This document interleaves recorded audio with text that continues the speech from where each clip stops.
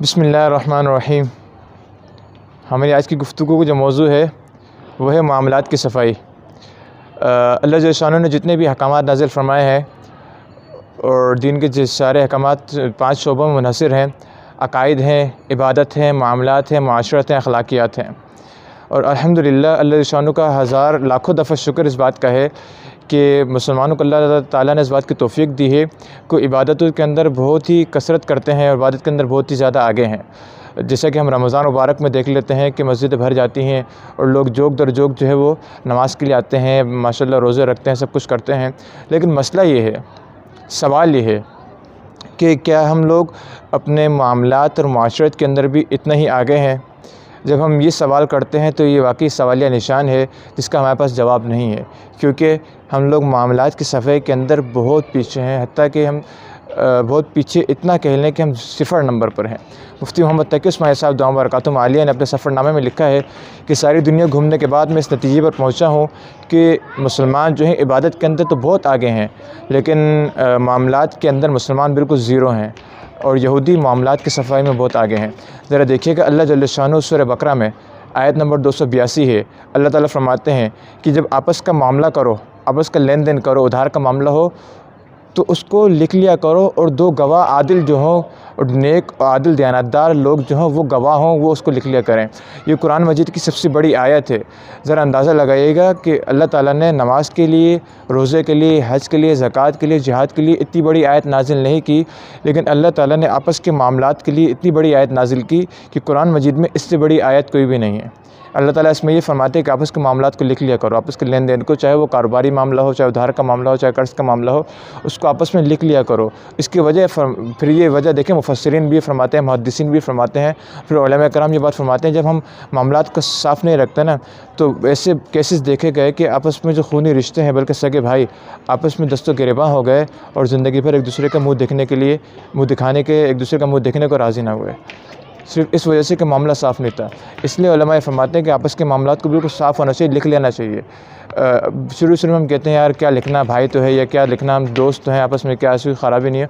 लेकिन बाद में शैतान, क्योंकि पैसे का मामला है, शैतान दिल में ख़राबी डालते, फूट डालता है और हमने बाकायदा रिश्ते टूटते देखे हैं, बाकायदा भाइयों को आपस में लड़ते देखा है, बाकायदा एक दूसरे मुकदमे करते देखा है, सिर्फ मामला साफ़ न होने की वजह से। अरबी का मकूला भी है कि रहो तो अपने भाइयों की तरह, ताशरू कल इख़वान तावनो कल अजानिबी, कि आपस में रहो बिल्कुल भाईचारा रख कर रहो, भाइयों की तरह रहो, बिल्कुल अपने मोहब्बत के साथ रहो, प्यार के साथ रहो। लेकिन जब मामला करने की बारी आए तो बिल्कुल अजनबी हो जाओ। बाप का अगर बेटे से पैसे का मामला है, अजनबी की तरह हो, मतलब आप लिख लें आपस में, बिल्कुल साफ़ हो मामला और दोनों तरफ पर गवाह भी मौजूद हो, या बेटे का बाप से मामला है, भाई का भाई से मामला है, या आपस में बहन भाई का कोई मामला है, आपस के मामला दोस्त का मामला है, तो आपस के मामला साफ़ होना चाहिए। हत्ता कि उलमा कराम ने यह भी लिखा है कि अगर बाप अपने बेटे को कारोबार में शरीक करता है और बेटे उसके साथ अपने काम में हाथ बटाते हैं, तो ये बात भी तय होनी चाहिए कि बेटे जो काम कर रहे हैं बाप के साथ, उसके कारोबार में हाथ बटा रहे हैं, वो शराकत के तौर पर हाथ बटा रहे हैं, वो दिहाड़ी के तौर पर हाथ बटा रहे हैं, या मुलाजिम बनकर हाथ बटा रहे हैं। ये सारी बातें क्लियर होनी चाहिए, क्योंकि ऐसा जब नहीं होता ना, फिर बाद में आपस में हिस्सों के लिए लड़ाई होती है। एक बेटा कहते मैंने ज़्यादा काम किया, दूसरे बेटे मैंने ज़्यादा काम किया, मेरे हिस्से ज़्यादा बनता है, मेरे हिस्से ज़्यादा बनता है। तो शुरू से मामला साफ़ कर दिया जाए, सबकी बात तय कर दी जाए, सबका मकाम दर्जा तय कर दिया जाए, तो मामला ख़राब नहीं होते। उलमा कराम ने ये भी लिखा है कि जब आपस में, जब कोई भाई बेटा घर बना रहा हो, कोई भाई घर बना रहा है, तो अगर दूसरा भाई उसको वक्त भी दे रहा है, मतलब पैसा नहीं लगा रहा है, वक्त, अगर सिर्फ वक्त दे रहा है, तो उसने उस बात में इस बात का तयन होना चाहिए कि मुझे वक्त दे रहा हूँ, ये वक्त मैं किस नीयत से दे रहा हूँ। मैं रज़ा के तौर पे दे रहा हूँ कि जी मेरा भाई क्योंकि घर बनवा रहा है तो अपने भाई के साथ दे रहा हूँ, या मैं इस जो वक्त दे रहा हूँ इस वक्त की मैं कीमत वसूल करूँगा। तो ये सारी बात तय होनी चाहिए, क्योंकि जब तय नहीं होती ना, दिल में बात आती है, मैंने कितना काम किया, मैं खड़ा रहा तो मुझे कुछ सिला नहीं मिला, क्योंकि हमने बात साफ़ नहीं की थी। तो पहले से साफ़ हो जानी चाहिए, पहले से अजनबी की तरह मामला कर लेना चाहिए, ताकि बाद में जो है अजनबी ना बनना पड़े। तो ये बहुत अहम बात है, इस बात पे हमें गौर करना चाहिए। ये बात भी याद रखें, शरीयत के जो शोबे हैं 5, शरीयत का जो 3/4 हिस्सा है, यानी अहकाम शरअ का 3/4 हिस्सा वो मामलात और माशरत है, सिर्फ़ 1/4 हिस्सा जो है वो इबादत है।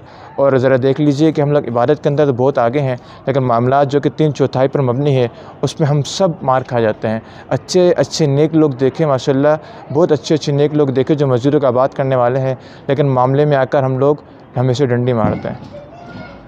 वईद भी बहुत है, वहील मुतफ़िफ़ीन, सूरह मुतफ़िफ़ीन अल्लाह ताला फरमाते हैं कि नाप तोल में कमी करने वालों के लिए हलाकत है। तो नाप तोल में कमी करने से मुराद सिर्फ ये नहीं कि जो दुकानदार है वो नाप तोल में कमी करता है, बल्कि नाप तोल में कमी ये भी है या हम वक्त में कमी करते हैं या हम मामलात की सफाई नहीं रखते, उनके लिए हलाकत है।